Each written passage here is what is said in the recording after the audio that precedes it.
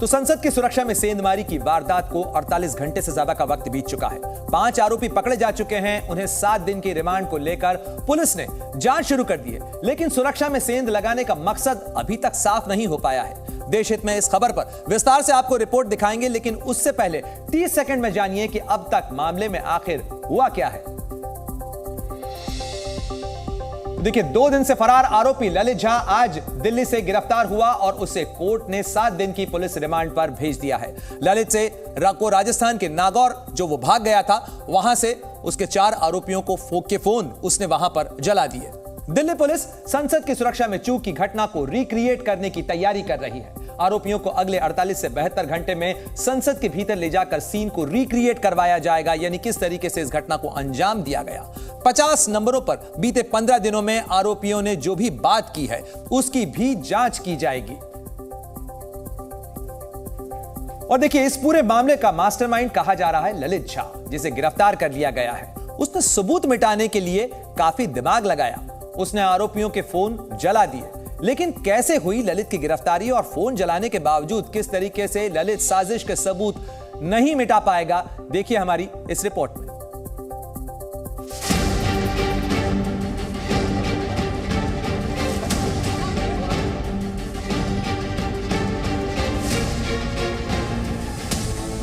संसद की सुरक्षा में चूक मामले के 4 आरोपी 7 दिन की पुलिस कस्टडी में हैं। और दूसरी तरफ इस मामले का मास्टरमाइंड माना जा रहा और 4 आरोपियों का फोन लेकर फरार हुआ ललित झा भी पुलिस की गिरफ्त में आ चुका है। अब इन 5 आरोपियों को आमने सामने बिठाकर एजेंसियां इनसे पूछताछ कर रही हैं, ताकि इस वारदात के पीछे का असली मकसद सामने आ सके। लेकिन इस सवाल का जवाब एजेंसियों को मिल चुका है कि वारदात वाले दिन मौके से भागा ललित झा लौटकर दिल्ली कैसे आ गया, वो अब तक कहाँ था और क्या करने के लिए वो मौके से गायब हुआ था। ललित झा जो है मौके से फरार होकर के बस के जरिए नागौर पहुंचता है और रात में जब पहुंचता है तो महेश कुमावत नाम का उसका जो साथी है उससे उसकी मुलाकात होती है और फिर महेश कुमावत उसको नागौर के एक होटल में रुकने के लिए शरण देता है। और इसी के साथ फिर सुबह जो है महेश कुमावत के साथ में ललित झा जो है दोनों जो है बस के जरिए दिल्ली की तरफ रवाना हो जाते हैं, क्योंकि इनको लगने लगा था कि दिल्ली पुलिस इनका पीछा कर रही है, तमाम जगहों पर दबिश डाल रही है, तो पुलिस इसको गिरफ्तार कर सकती है। तो उसके बाद में ये लोग जो हैं दोनों मिलकर के दिल्ली की तरफ रवाना हो जाते हैं और फिर देर शाम जो है दिल्ली पुलिस ने कर्तव्य पथ थाने के पास से इनको गिरफ्तार किया, जिसमें कि ललित झा नाम का जो शख्स है उससे लगातार पूछताछ की जा रही है। तो जिस फोन से इस पूरी वारदात का वीडियो बनाया गया, जिन मोबाइल फोन्स में इस साजिश से जुड़े तमाम सबूत मौजूद थे, वो फोन लेकर ललित फरार हुआ था। लेकिन जब वो वापस लौट कर आया तो फोन उसके पास नहीं थे। ललित ने दिल्ली से राजस्थान के नागौर जाकर मोबाइल फोन कर जलाकर नष्ट कर दिया और इस काम में उसकी मदद की उसके साथी महेश ने। महेश संसद में हंगामा करने वालों का छठा साथी है, जो नागौर में मजदूरी का काम करता है। Bhagat Singh fan club page पर इन तमाम लोगों की मुलाकात हुई थी। महेश को भी पहले संसद हंगामा कांड में शामिल होना था, बाद में योजना बदलकर फरार आरोपियों की मदद के लिए उसे नागौर में ही रोका गया और महेश ने नागौर में ललित के रुकने का इंतजाम किया। फिर ललित के साथ मिलकर 4 फोन जला दिए। ललित झा ने स्पेशल सेल के अधिकारियों को बताया कि उसने चारों के जो मोबाइल फोन हैं उनको नष्ट कर दिया है, उनको आग के हवाले कर दिया है। पुलिस जब मौके पर पहुंचती है तो वहां से पुलिस को राख के अवशेष बरामद होते हैं, जले हुए मोबाइल के अवशेष बरामद होते हैं। इसका मतलब ये हुआ कि ललित दिल्ली से नागौर सिर्फ फोन नष्ट करने के लिए भागा था। सागर, मनोरंजन, नीलम और अमोल के मोबाइल फोन ललित ने हंगामे से पहले ही ले लिए थे। फिर मोबाइल से वीडियो बनाकर ललित ने इसे सर्कुलेट करने के लिए अपने दोस्त को भेजा था। लेकिन फोन जलाकर क्या ललित साजिश के सबूत मिटाने में कामयाब हो जाएगा? क्या फोन जलने के बाद आरोपियों से जुड़ी सारी जानकारियां नष्ट हो जाएंगी? ये पता लगाने के लिए जी न्यूज की टीम साइबर एक्सपर्ट साक्षर दुग्गल के पास पहुंची और यहाँ से हमें जो जानकारी मिली उसके मुताबिक ललित एक बहुत बड़ी गलती कर गया है। उसने फोन तो जला दिया लेकिन सबूत मिटा नहीं पाएगा। आप समझिए, फोन जलने के बावजूद क्या क्या जानकारियां सुरक्षा एजेंसियां आसानी से हासिल कर लेंगी। इन 4 फोनों में मौजूद व्हाट्सएप मैसेज, गूगल से जुड़े कॉन्टेक्ट, इसके अलावा आरोपियों ने किस किस से बात की, किस नंबर से कितनी देर बात हुई, फोन में मौजूद फोटो और वीडियो और आरोपी कहां कहां गए और इसकी लोकेशन, इसकी जानकारी आसानी से फोन जलने के बावजूद एजेंसियां जुटा सकती है।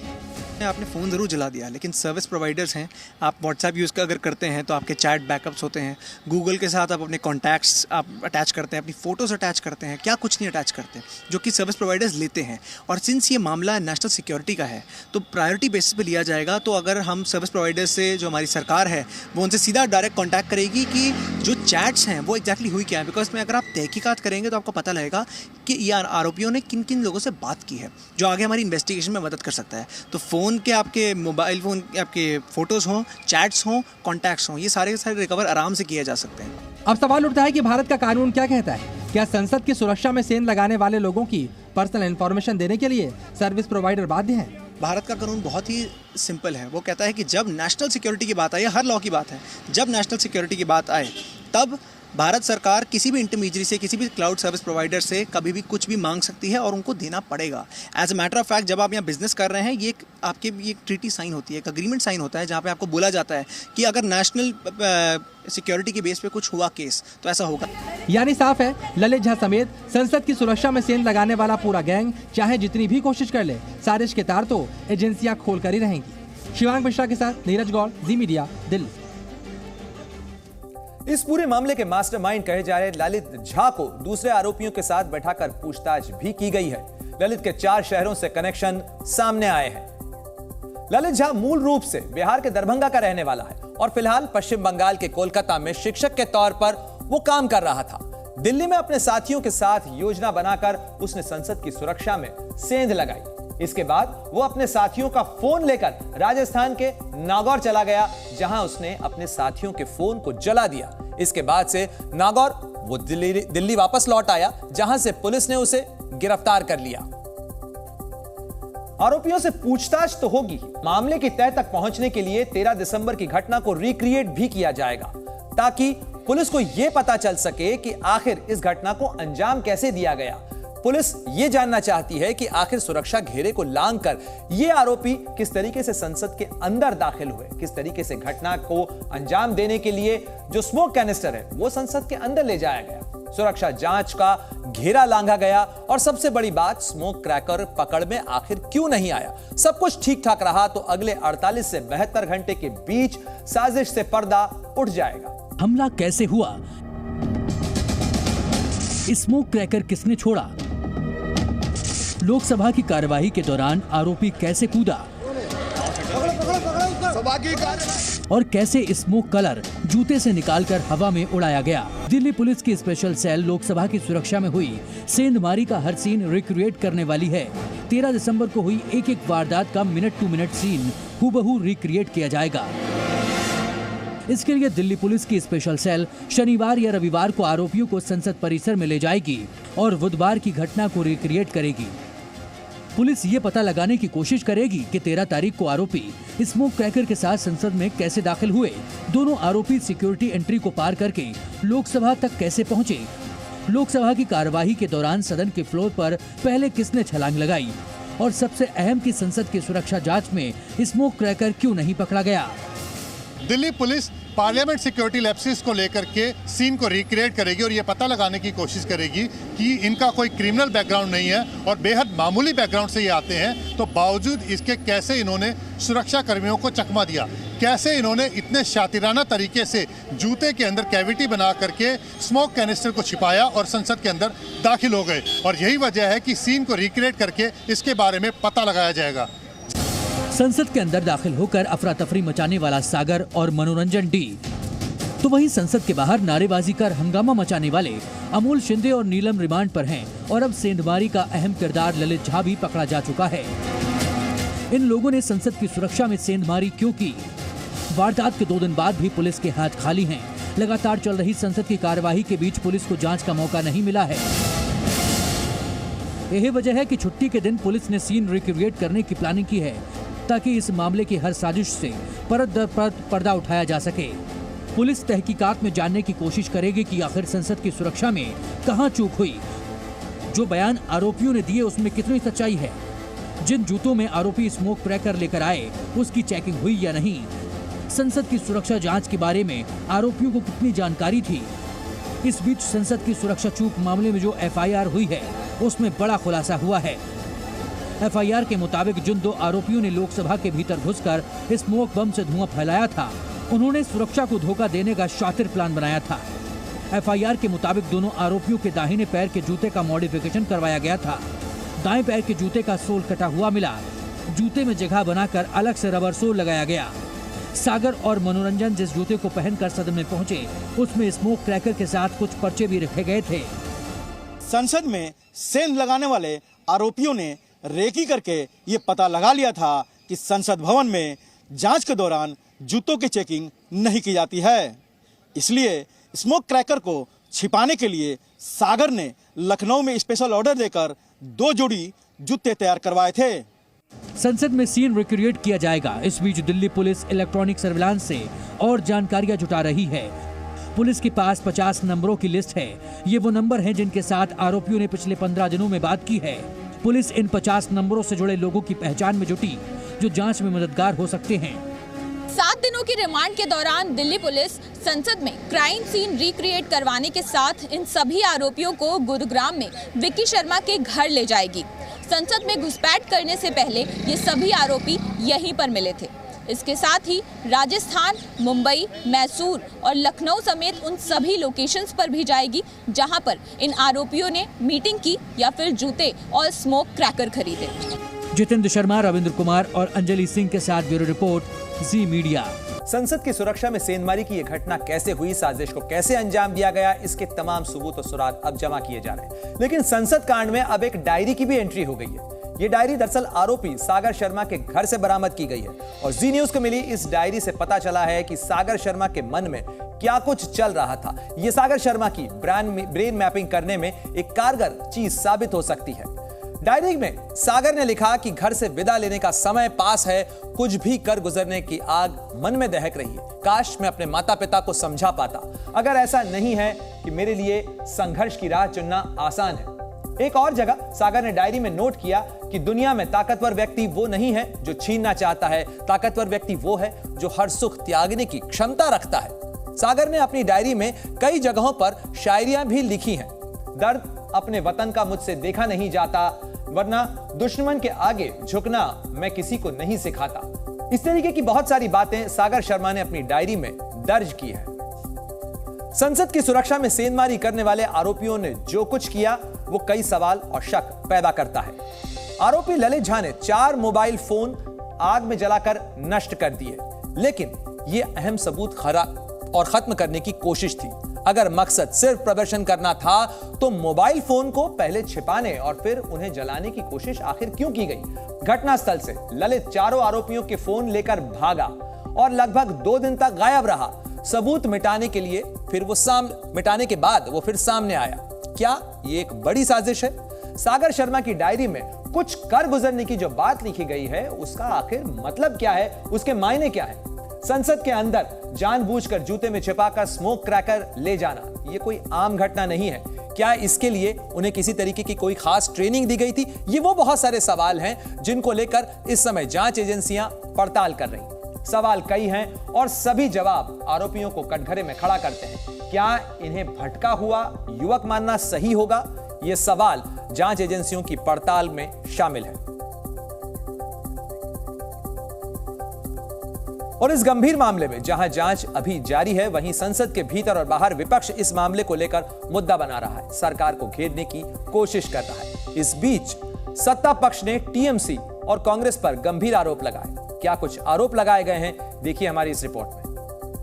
गृह मंत्री जी आए और सदन में पूरी घटना चक्र से अवगत करा। नीलम नाम की लड़की, वो कांग्रेस की पूरी कार्यकर्ता, फोटो, वीडियो सब कुछ आ रहा है। पूरा तो टीएमसी का ही, पूरा सब लोग टीएमसी का ही है यहाँ। स्पीकर साहब के सारे जिम्मेवारी सौंपते हुए ये अपना जिम्मेवारी से भागना चाहता है। 13 दिसंबर की घटना के सभी मुख्य आरोपी पुलिस गिरफ्त में हैं। जांच जारी है। बावजूद इसके संसद के भीतर और बाहर 14 सांसदों के निलंबन और संसद की सुरक्षा में सेंधमारी को लेकर सरकार और विपक्ष आमने सामने आ गए हैं। विपक्ष के हंगामे में शीतकालीन सत्र में माहौल बेहद गर्मा गया है। सांसदों के जुबानी तीर अपने अपने तरकश से लगातार निकल रहे हैं। गृह मंत्री जी आए और सदन में पूरी घटना चक्र से अवगत करें और बताएं कि भविष्य में ऐसा नहीं होगा, इसके लिए क्या कदम उठाया जा रहा है। लोकसभा और राज्यसभा से निलंबित हुए विपक्षी सांसद गांधी जी की प्रतिमा के सामने प्रदर्शन कर रहे हैं और सरकार के खिलाफ एकजुट हो रहे हैं। विपक्ष सुर में सुर मिलाकर इस घटना पर हंगामा काटे हुए है। कांग्रेस अध्यक्ष मल्लिकार्जुन खड़गे के दफ्तर में मंथन हुआ, तो वहीं संसद के गेट पर धरने पर बैठे सांसदों से सोनिया गांधी ने मुलाकात की। बीजेपी सांसद लॉकेट चटर्जी ने आरोप लगाते हुए टीएमसी नेताओं के लिंक की जांच की मांग कर दी है। ये जो ललित का जो फोटो आप देख रहे हैं कि विधायक के साथ, तृणमूल का विधायक के साथ फोटो है, इसमें बंगाल कनेक्शन पूरा स्पष्ट हो रहा है। इन्वेस्टिगेशन टीम को जांच होना चाहिए, क्योंकि ये जो प्री प्लान बहुत बड़ा एक प्लानिंग है। विपक्ष गृह मंत्री का जवाब चाहता है तो सरकार साफ कर चुकी है कि जांच चल रही है। Where did the Home Minister give the statement? He gave the statement to the media, not to the House of which he is a member. हम सदन चलाने न देंगे, इनका स्टेटमेंट है क्या? ये सेंसिटिव मामला है, they should understand it, they should behave responsibly. जुबानी जंग इस तरह छिड़ी हुई है कि वार पलटवार का दौर रुकने का नाम नहीं ले रहा है। गृह मंत्री जी ने बताना चाहिए देश को कि उसमें क्या राजनीति है। हम सदन में गृह मंत्री से क्या हुआ उस बारे में एक निवेदन चाहते हैं। अगर संसद भवन सुरक्षित नहीं है तो क्या देश सुरक्षित है? ये बड़ा सवाल खड़ा है। जो घटना घटी, जिस एमपी ने पास बनाए उसको भी साथ रखना चाहिए और एक जैसा ही सबके साथ व्यवहार करना चाहिए। संसद के भीतर लोकसभा स्पीकर ओम बिरला पहले ही कह चुके हैं कि जांच के बाद पूरा सच सामने बाहर आएगा। फिलहाल संसद 18 दिसंबर सुबह फिर बैठेगी। देखना यह है कि तब तक विपक्ष के वार और सरकार के पलटवार जारी रहते हैं। ब्यूरो रिपोर्ट, जी मीडिया। आज नए मुख्यमंत्री के तौर पर भजनलाल शर्मा और 2 उप मुख्यमंत्रियों ने शपथ ली, लेकिन राजस्थान की एक तस्वीर सबसे ज्यादा छाई हुई है, जिसमें वसुंधरा राजे खुद नए मुख्यमंत्री को उनके कार्यालय में आशीर्वाद दे रही हैं। क्या ये तस्वीर 2024 की तैयारियों को लेकर कोई बड़ा संकेत दे रही है? क्या खास है इस तस्वीर में, आप खुद देख लीजिए। मैं भजनलाल शर्मा, दिया कुमारी, मैं डॉक्टर प्रेमचंद बैरवा, नई शपथ, नया दौर। मैं भजनलाल शर्मा ईश्वर की शपथ लेता हूं। नई तस्वीर, नया संदेश। दिया कुमारी, मैं डॉक्टर प्रेमचंद बैरवा। राजस्थान में आज से नई सरकार का नया दौर शुरू हो गया है। दूसरी तरफ इस तस्वीर में बीजेपी ने भी संगठन की ताकत क्या होती है उसका साफ संदेश दिया है। यहाँ वसुंधरा राजे नए मुख्यमंत्री को आशीर्वाद दे रहे हैं। पहली बात सूबे के नए मुख्यमंत्री भजनलाल शर्मा के शपथ ग्रहण समारोह की, जहां भजनलाल ने प्रधानमंत्री नरेंद्र मोदी और गृह मंत्री अमित शाह समेत पार्टी के कद्दावर नेताओं के सामने राजस्थान के 14वें मुख्यमंत्री के तौर पर शपथ ली।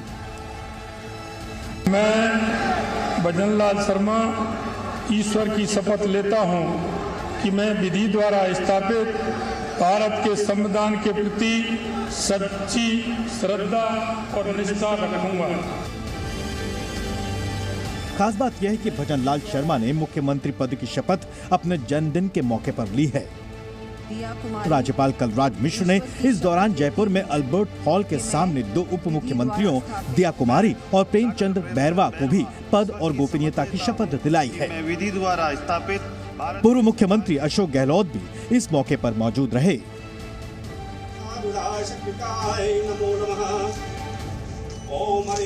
राजस्थान के नए मुख्यमंत्री भजनलाल ने दफ्तर में पूजा पाठ कर ईश्वर का नाम लेकर कार्यभार संभाला। इस दौरान जो सबसे ज्यादा चर्चा में रहने वाली तस्वीर रही वो थी पूर्व मुख्यमंत्री वसुंधरा राजे की, जब उन्होंने नए मुख्यमंत्री को शुभकामनाएं भी दी और आशीर्वाद भी दिया। इस दौरान बीजेपी के कई आला नेता भी मौजूद रहे और नए मुख्यमंत्री का मुंह मीठा करा उन्हें शुभकामनाएं दी।